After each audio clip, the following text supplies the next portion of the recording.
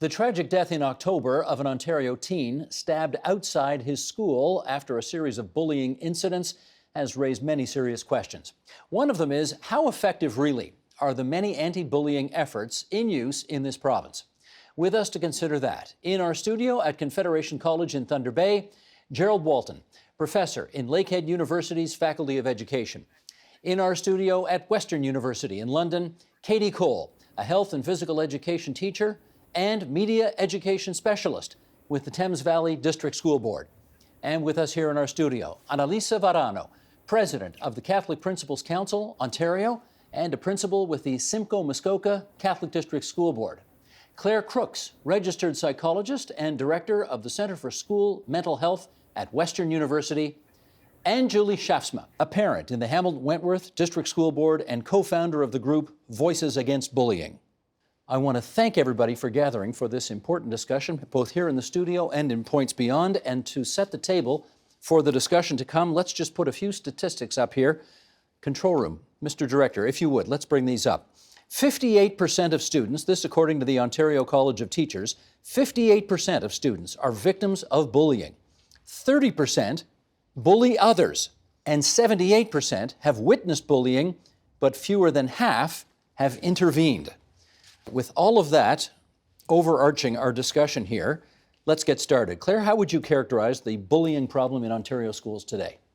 Yeah, so bullying is a pervasive behavior that occurs anywhere children come together to play, to learn. So it's in schools, playgrounds, it's any swim team or soccer team or anywhere kids come together. Annalisa, what would you add to that? I would say that it is a very complex societal issue. On top of that, it happens everywhere. It can't just be owned in one area. And with that is going to be very complex solutions that need to be, having this conversation is really important as we come together to discuss ways on how we can collectively help to address this issue. Clearly a very hard problem to solve. Absolutely. Clearly, okay. Gerald, what would you add to that? I would add to that it's a systemic problem that targets people who are marginalized or who present themselves as different, and that it's an abuse of power in those respects. Yep. Katie Cole. Well, I'm thinking that from a teacher's perspective, we want all of our classrooms in our school to be safe and we want our children to be protected. And I think that it's going to take a really big effort on everyone's part and teachers' part to make sure that they are safe. Julie, I've left you for the end because clearly you have come to this issue for an absolutely horrific reason. Yes. You want to tell us what motivated you to get involved? I motivated to start this group because I was noticing a lot of parents that were very lonely, very full of anger, and there wasn't anywhere to direct the loneliness and the anger.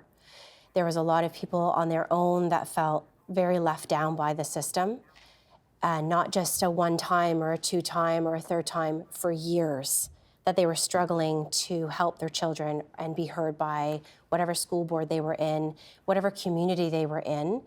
I was noticing a lot of people that were expressing how it needs to stop and that something needs to change and that it just wasn't working. But yet there was nothing being done about that, that I could find at the time. Do you want to remind us about the story of Devan in Hamilton and how that prompted you to take some action? I don't feel like I have the right to really speak on behalf of that because I don't know his mother. When I did hear about the event that had happened, I actually understood that it had happened in the States. And my thought process was, wow, how sad. What's going on down there? They're out of control, like something's missing and things like that. And then later on that day, when more information came out and more details were released, I realized that it was not only within my own district, but it was 20 minutes from my own home. A 14-year-old boy stabbed to death outside of school. In front of his mother. In front of his who mother. was there to pick him up because he was afraid to be at school. So after that happened, reading all of the comments and the social media thing that were all going on, everyone was just done with that it could have been prevented.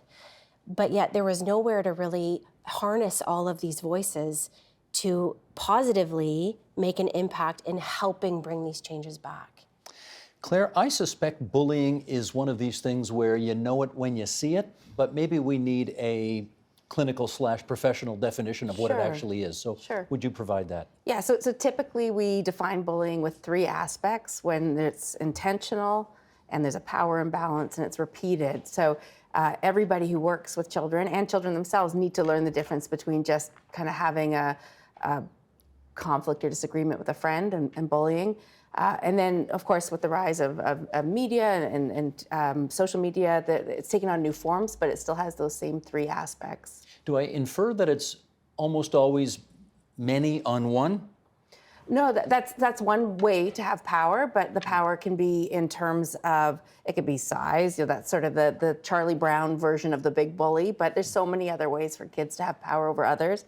And Gerald really made a really important point that often it's also around identities and how society positions different identities, and that children who are part of more marginalized groups, they're more likely to be targeted, and the impacts are going to be worse. Gerald, the inference many people probably draw is that, at least you hear this anecdotally, oh, of course that kid's a bully. He comes from a bad home. His parents are both, awful people, so of course he's a bully. How true is that? I'm sure it's true in some families. We're not talking about all or nothing here. But what I do think that for people who are bullying routinely, and they've got the groups that they target and they've got the groups that support them, I think what's sort of missing, for me anyway, is a discussion around the element of power and how power is a function of pleasure, right? So there's research that's looked into brain chemistry of kids who bully and how the pleasure centers are being stimulated when acts of bullying are going on, and those sorts of things. There's an adrenaline rush when these things happen. So I think that those sorts of things need to be factored into what motivates what motivates bullying behaviors in the first place. Why would you get an adrenaline rush and therefore pleasure and/or happiness from causing other people misery? Because pain, no, sorry, I back that up. Pleasure is something pleasurable, and power is pleasure. And the research is demonstrating more and more that there are effects in the chemistry of the brain, like I said before, that lead to the pleasure centers. And there is pleasure that comes from knowing that you have an audience, i.e. bystanders. You have an audience, and you are gaining social status by engaging in the behavior that you're engaging in a broader social context. Got it. And Katie, tell us this. We mentioned at the beginning that 78% of people who go to school witness bullying, but fewer than half actually intervene. Why do you suppose so few people are prepared to actually do anything about it when they see it? Well, for students, I think it's that you don't want to rat out your friends and you don't want to be seen as the tattletale. So what would happen, I go and I report it, and maybe nothing comes of that. Now suddenly I become the target if I'm the witness. And I don't want to put myself in that sort of position. So I can see students taking that to heart and really avoiding reporting. When we talked about power there, I think the term bullying has been evolving over time. I've been teaching for about 17 years, and when I first started teaching, we were talking about bullying, and now 17 years later, we're still talking about it. And I think the definition is shifting, it's evolving. So we talked a little bit about there being this power or the power imbalance, and now with technology, sometimes the person that is online is anonymous. They might not be, the popular cool kid or have, some sort of social standing in the real world. But online, because they're anonymous, or they can, they can, draw all these likes and followers and people share, then they get power from that. And like we were saying, maybe pleasure from that as well. Now, that's a great point. Annalisa, based on your experience in your school system, Is most bullying in the schoolyard these days where people actually see one another, or is it more online nowadays? I would say that it's increasingly more and more online. And again, that's where we start to lose, I think, control over the issue, and it starts to perpetuate itself in those ways because students are talking to hundreds of people online, and even their parents are unaware at times of what's going on in that technological world. It becomes more and more complicated. A lot of things begin online and then they filter into the school. And so then oftentimes in our cases, we are left with very limited information. Parents are very often hesitant to come to discuss the issue with the school because they are fearful of further retaliation on their children or something that's bad is going to happen if they've told. And so it leaves us with very limited information to conduct those investigations properly. Is that part of the issue here? There's some kind of, for lack of a better expression, omerta, like it's the mob and no one wants to rat out in the mob? Yeah, and who's responsible and where? Like if it's in school time frame, but it's off school property, whose responsibility is that? Who's watching these kids? Who's taking care of these kids? On the bus. At the mall. There's a right at the mall, in the bathrooms, in the change rooms, in the hallways. It's everywhere. And going back to the bystanders and why a lot of kids are afraid or not knowing how to interject and to stop things is that we're finding within our group and the things that we're sharing and stories that we're sharing is that during these anti-bullying weeks, we're talking about anti-bullying and we're wearing our t-shirts and we're telling the kids not to be bystanders, to be upstanders, but they don't understand what that means. Why not? They're not being taught what that actually means. So as an adult, we know what that means. As a teacher, we know what that means. And we're just kind of assuming that these kids know that when they're seeing something, a power shift going on between two people, that they're going to be an upstander and they're going to get involved, but they're not taught the tools on how to get involved and how to mediate what's happening. So then it shifts and then they become the victim. And it doesn't help either of the two original people. Gerald, in which case, whose responsibility is it to teach students how to be upstanders, how to be upstanding citizens? Well, teaching students is a complex thing. And one of the ways that I sort of think about this and go about this is that there's not going to be, in my view anyway, there's not going to be a lot of success in teaching students about these things unless we are really coming at it from the perspective of what motivates this sort of behavior in the first place. Yeah. And so, if we're trying to grapple with, pleasure as a motivation and stigmatizing other people who we feel are lesser than us as a motivation, and if we're motivated by the social status that we gain out of doing these things in the group context, those things, I think, mean to people who bully that they get an awful lot out of it. And in fact, some kids in research have gone so far as to describe how, bullying is a fun thing for them. So I kind of think that those things need to be factored in and taught to students in a variety of different ways that are possible. Before we're really going to make any ground, because I really don't think in the years that I've been looking at this topic, I really don't think we've made any ground whatsoever. And in fact, things are probably worse. Oh my. That's what I would say. Claire, we hear one of the things being brought to bear here to try to help is something called progressive discipline. What is that? Sure. So progressive discipline is a policy or approach that means that when there's misbehavior or some kind of incident, that you don't go from 0 to 100 in your response right away, that you sort of start with a minimum response because you're balancing out the needs of somebody who is engaged in this power and hurt somebody, and then the needs of the person who's also experienced that or been victimized, and school boards and teachers have an obligation to both those children. So it's tricky because from parents looking in, if it's not well described or they haven't bought into it, it looks like people are just getting away with stuff. But the idea is that you increase the response or sanctions or consequences and until the behavior changes, but you don't start by suspending kids or throwing them out of school. Well, that's interesting because and Annalise, I'll go to you on this one. I guess 20 plus years ago when the Mike Harris conservative government was in power, they took a zero tolerance approach, which That's basically meant suspension or expulsion, Yes. Potentially right off the bat. Do we do that anymore?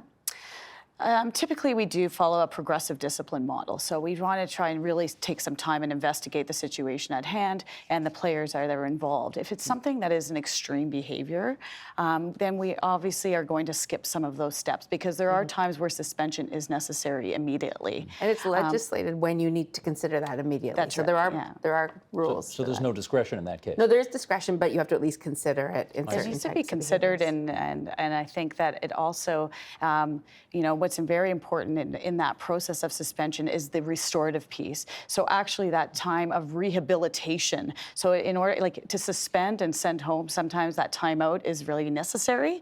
When they're returning to school, though, if we haven't addressed the root of the issue and the relationship piece there, we can't very well just send them back to class and expect that everything is going to be normalized. I think there needs to be a considerable amount of time spent on rebuilding those relationships, developing trusting, healthy relationships in the school. Really is at the root cause of trying to manage this issue. Katie, can I get your view on the sort of two polar opposites of this, whether it's either zero tolerance, immediate suspension or expulsion versus progressive discipline? Well, as a teacher, I know that what I see in my classroom, I have to send down. It's my obligation to send any issue down to the office or even consult with our guidance. I have to, fill out all of the necessary forms when it comes to an incident. I like the idea that there's this progressive discipline that's happening, especially for my classroom. If both those students now are coming back after having maybe their said timeout or suspension or whatever it may be, their mediation, they're coming back into my classroom. And I want that to be a comfortable situation for everybody involved. So I do think that it's a valuable thing to happen, especially moving forward. Julia, how about you on progressive discipline versus we gotcha, you're out? From within the group, we find that a lot of parents don't understand what progressive discipline is. It's there. It's incredibly hard to decipher in the legislation.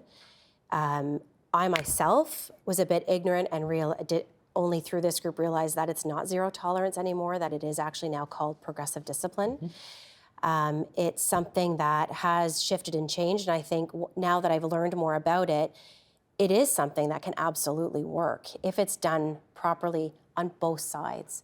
Because what's happening is a lot of the parents and the kids that are going to the office and calling the office are not aware of the policies and procedures that have to take place when the incident is made and the report is made. They leave feeling they've gotten no help, they're not being listened to, and they don't know what's going on. And they're told they can't be told that.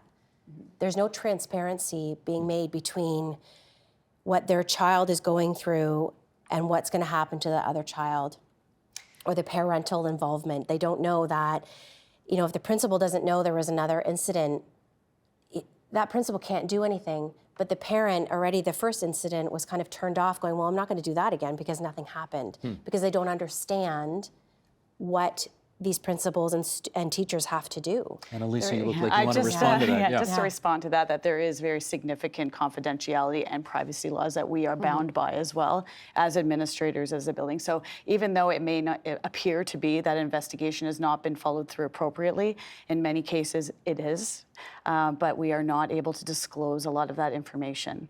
And so some of these things are just taking place without all the parents. Again, it's very frustrating, I think, for parents to not really be involved in the entire process, but we have to take those into consideration as well. I think we're mischaracterizing zero tolerance a bit. It was never actually intended to be a one strike, you're out of here. Philosophically, it's a very strong philosophical position of we are going to continue to work away at this and figure out what works and what doesn't until we have zero tolerance. And I don't think that progressive discipline is the opposite of zero tolerance.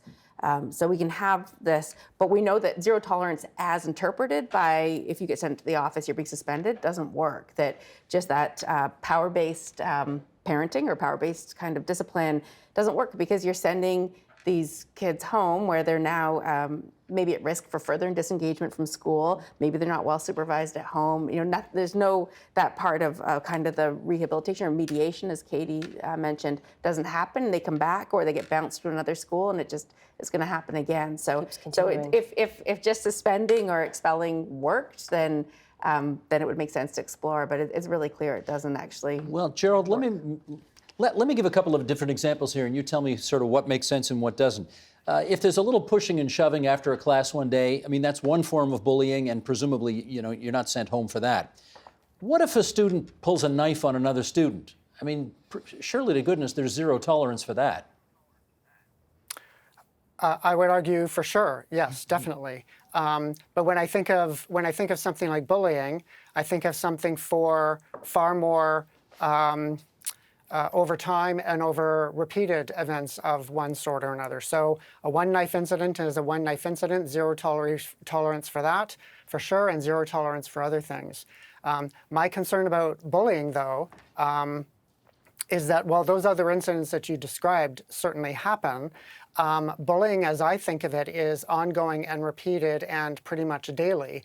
And so it's that kind of bullying that concerns me the most because of its motivations, but also its effects. Part of me isn't really surprised at how much bullying still goes on in schools, given how much we see going on outside of schools. So schools are not, in a vacuum pack away from the world. They're part of the world.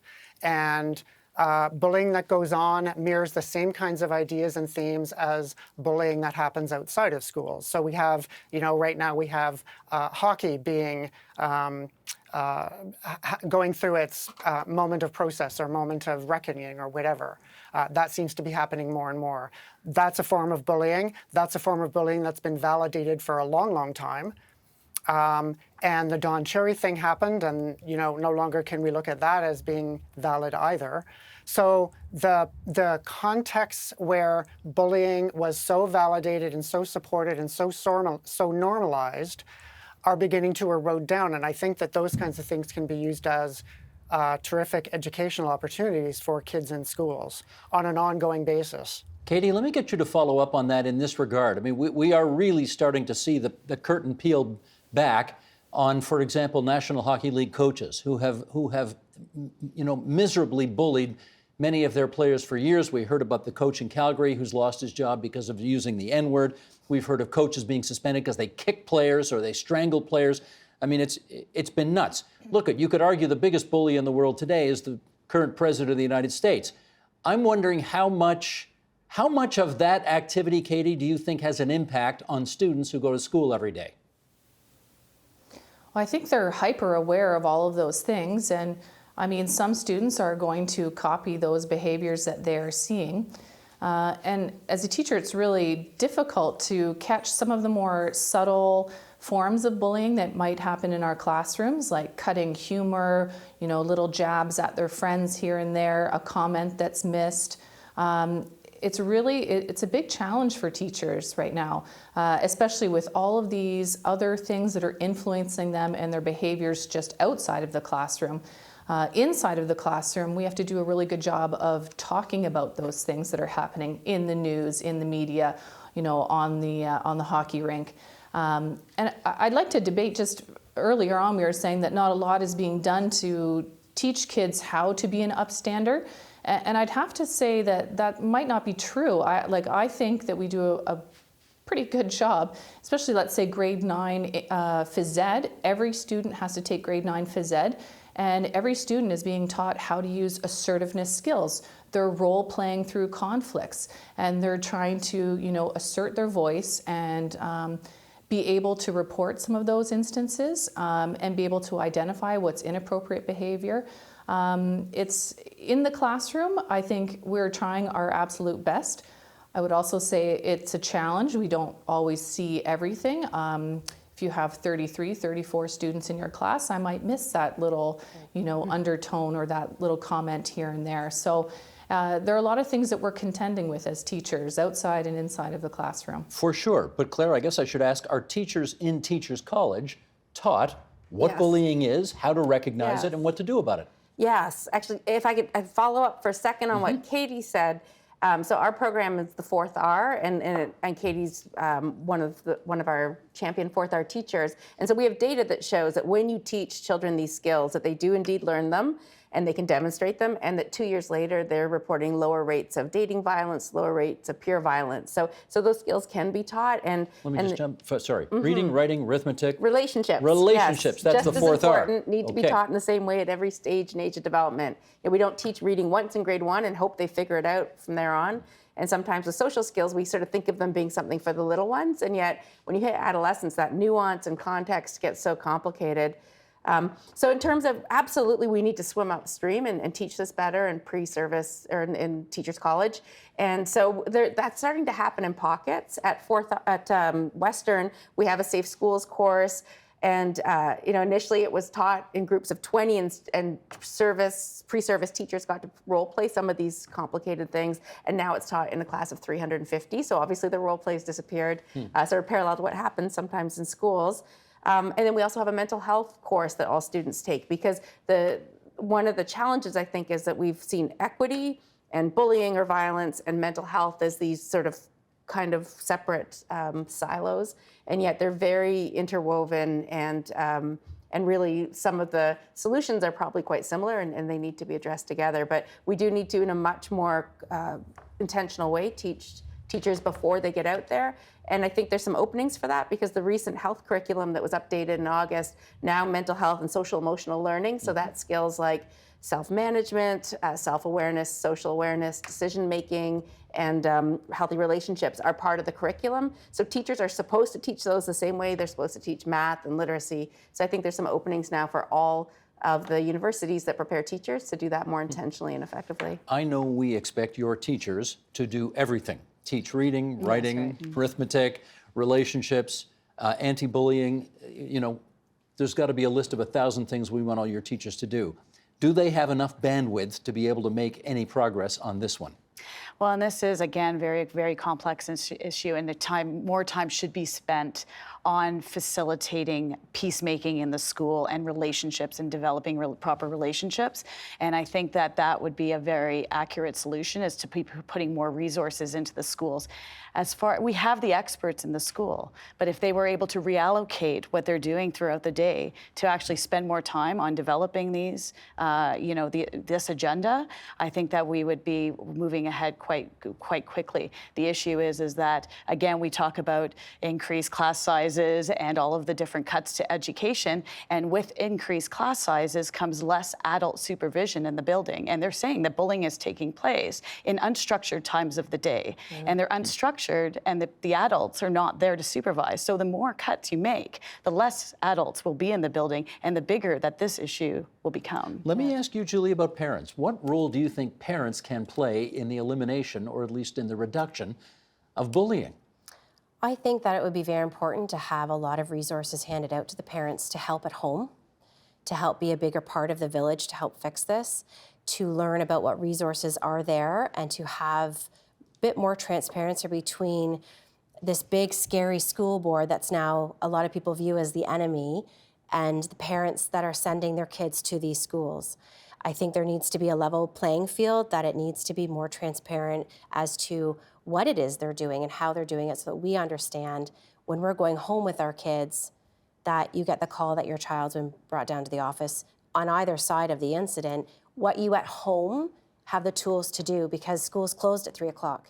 So in that evening, you do know you got a school board official sitting right beside you. And when you just said many parents look at school boards as the enemy. They do. Why? Because they have a lot of anger, because they're met with resistance, and they feel like they're just not being listened to, and that there's this blanket being put over, and because it doesn't happen once or twice, it happens for years.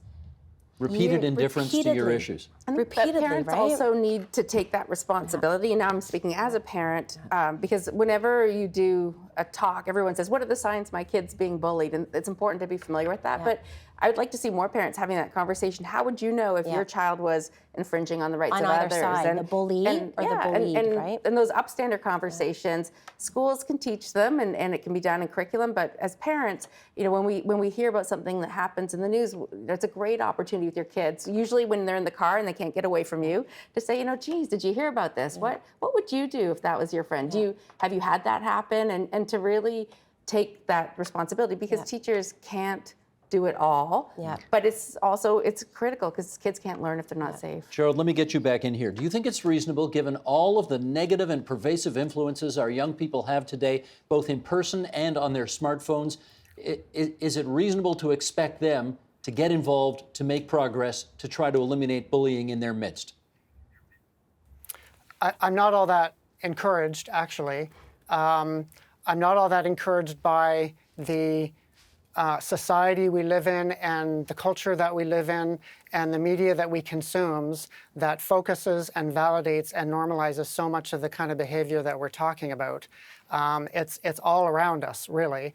But I do think that if kids can be educated in some kind of systematic way, not just a once-off, but a systematic way, around what it is they're consuming and how that's relating to behaviors that they're engaging in, and educating about the hockey thing that's going on right now, educating about Me Too, educating about all of these things, educating about how kids tend to get targeted because of some different aspect about them, a gender difference, a sexuality difference, a difference in religious affiliation, those sorts of things. Like, kids get targeted for particular reasons. And schools, by and large, over the years, have not done a very good job at supporting targeted groups of kids that way. So my fear is that we're going to have these conversations that are going to reflect a lot of the same images, elements that we're talking about, and it'll be 50 years from now. This is my fear, but I do find hope in some things, which is why I'm here and why I do the work that I do. Katie, if there were one thing you could do differently to make things better, what would it be? My biggest concern right now is the digital aspect, is when kids are going online and there's electronic bullying or digital drama, digital disrespect, whatever you want to call it, online hatred. I want to make sure that they're educated all the way from JK all the way up until grade 12 on how to be good digital citizens, how to be safe online. I think that's a huge piece, especially because they're spending 8 hours of their day with technology, with media, and I might only see them for a 70-minute period. I just think that education piece is really important. And I know even for parents, I get a lot of requests to go do talks for parents who want to know, what is my kid doing online? What is this app all about? What are some of the dangers and things that I need to be aware of? And how can I help? How does my kid report this online? What do they do when these, harmful things are happening online? Or if my child is the one inflicting the harm. So for me, that's the biggest takeaway, is making sure that piece, that education piece, is happening all the way throughout, and also that parents are getting the education on their child's digital lives. Annalisa, take the phone away more, eh? Take the phone away, absolutely. But I think we really need to engage all of our partners and to help support and resource. It's not just something that can be done at the school level. I think that you need to take a look at, the school liaison officers, community partners, board psychologists, sociologists, all of the different resources that we have. We have to try to work collaboratively to come up with solutions that are best for everyone involved.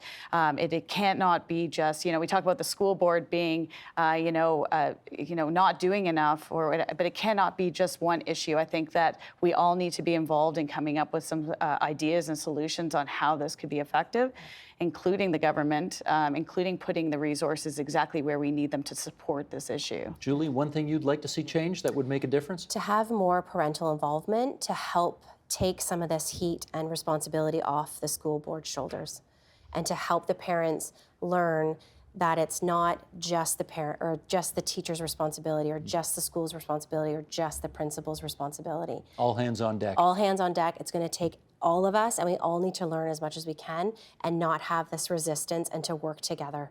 Claire, last word to you. Yes, so all these messages into one, that we need, everybody needs to play a role. They need to understand their role. They need the resources and skills to be able to do it, including corporations, which we didn't talk about. So Facebook has a role in this, right? And so I think having that clear goal, what Gerald said, that really, we can't pretend to be surprised that we're seeing this behavior and see it as child behavior when it's being modeled and reinforced at all levels civically. And so there's a much bigger social justice piece to this. And as we think about what kind of world we're creating for our kids and what we want to model for them on a day-to-day basis. Gotcha. Sheldon, would you be so kind as to put all 5 guests up on the screen so I can thank them all at once? There they are. From top left and going around in clockwise order, Claire Crooks, Director of the Centre for School Mental Health at Western University. Annalisa Verano from the Catholic Principals Council, Ontario. Julie Shafsma, a parent in the Hamilton-Wentworth District School Board. She co-founded the group Voices Against Bullying.